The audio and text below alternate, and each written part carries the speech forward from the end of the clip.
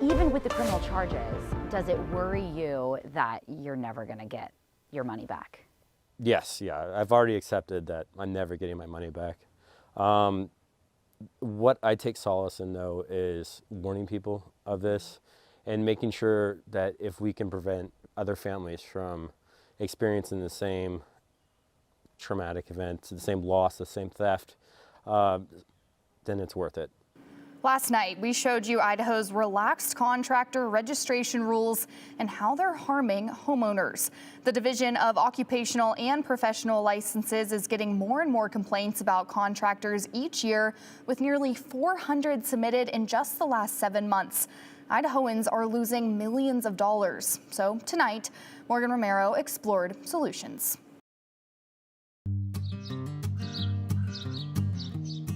Idaho prides itself on being business-friendly with low barriers to entry and very minimal regulation.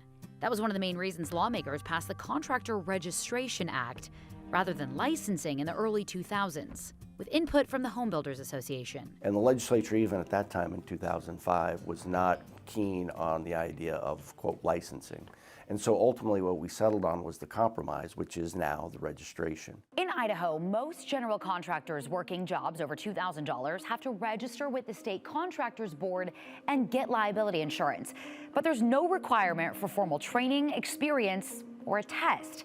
Contractors can register under multiple names or businesses, including those who lose their registration or license anywhere in the country. Many of those bad actors are coming from other states where their license have been revoked, and we don't have the ability to revoke a license because we don't have licensing. It was an eye-opener. Brad Toft is a construction lender, providing financing for building or renovating properties. He recently dealt with his own home building headaches, dealing with contractors who he says did shoddy work on his new house. Was that surprising to you when you moved to the state of Idaho? Number one, that it's just a registration and not a license, and number two, that there is no education or competency evaluation.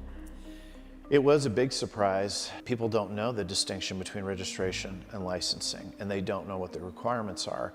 So they look up something in a database, and they're like, okay, well, they're licensed, so there must be some sort of vetting. The trade-off to a lenient system? So he asked for half up front. Half up front. Homeowners like the Rolfsons. He needed materials and he needed to pay his subcontractors, which sounded at the time realistic. Can be left vulnerable. And he just continues to just make excuses, just constantly making excuses, where he finally just eventually ghosts me. Their deck contractor took nearly 20 grand in a deposit and never started their project. I think you need to balance an openness to small business with protecting consumers. The people paying for it are the ones being separated from their money. Generally speaking, the consumer should be given priority. So, how can Idaho protect consumers?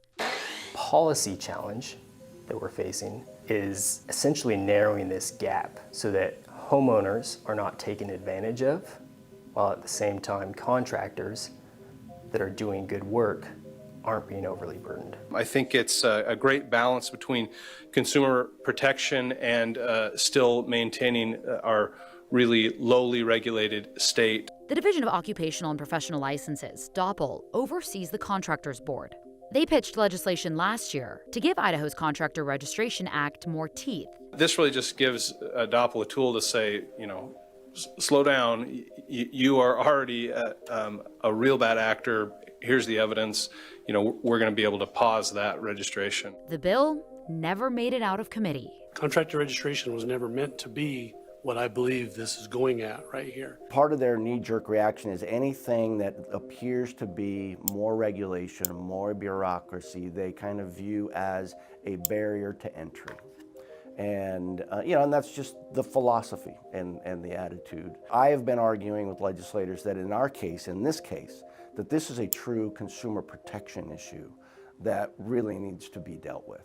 Ken Burgess, lobbyist for the Home Builders Association, is pushing similar legislation this session. There are about 21,000 names on the contractor registration list, right? 99% of those people are good businessmen who are trying to do a good job and provide a good quality service and product for Idahoans.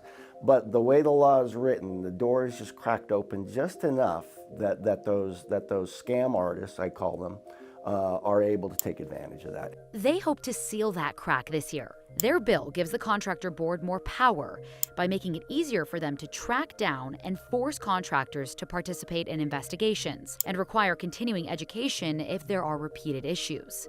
The bill also proposes a 3-strike rule. If a contractor has 3 violations over the course of 5 years, then it gives the board the authority to rescind their registration. This legislation probably doesn't go as far as we would like, but we are hopeful that it is something that is a middle-of-the-road kind of scenario that we can get through the legislature. Attorney Christian Martineau represents both contractors and homeowners I get to see both sides of the coin. and thinks reform should go further. You don't have to reinvent the wheel. He looks to neighboring Nevada and Washington as examples. They have some of the strongest consumer protections, with recovery funds for homeowners and mandatory surety bonding for contractors that homeowners can tap into if things go wrong. If you don't have that consumer protection bond in place, then the contractor can't take a deposit of more than $1,000 or 10% of the contract price, whichever is less. So it prevents them from taking these huge deposits and then not doing the work or continually making excuses why they can't do the work. Bonding's not that expensive. You're talking about, depending on the amount of the bond, it's anywhere from $150 to $500 a year. Some states require milestone payments be built into contracts. In that contract, it has to have certain milestones and certain amounts tied to those milestones for the funds to be released. The milestone payment sounds like an awesome solution, a great way to make sure that we're not forking over, our savings just so it can get stolen. Another possible solution, Martineau suggests increasing registration fees, which could help Doppel work through the agency's backlog of disciplinary actions. Until and unless more protections are put in place, homeowners can take steps to educate and protect themselves. First, make sure your contractor is registered with Doppel and insured. Research their legal history. Get at least 3 detailed bids. Contact multiple references. Make sure you get a physical contract, negotiate the payment schedule, save all receipts and communication, and avoid a large down payment, especially in cash.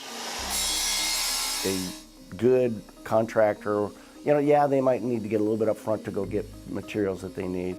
But when people are asking for 30% or 50% down, that should be a red flag for people. To close the loophole across state lines, homeowners we talked to would love to see a national database where you can check contractors' disciplinary actions, violations, and lawsuits all in one place. They say this is especially important because you can't always trust online reviews. We'll be right back after this break.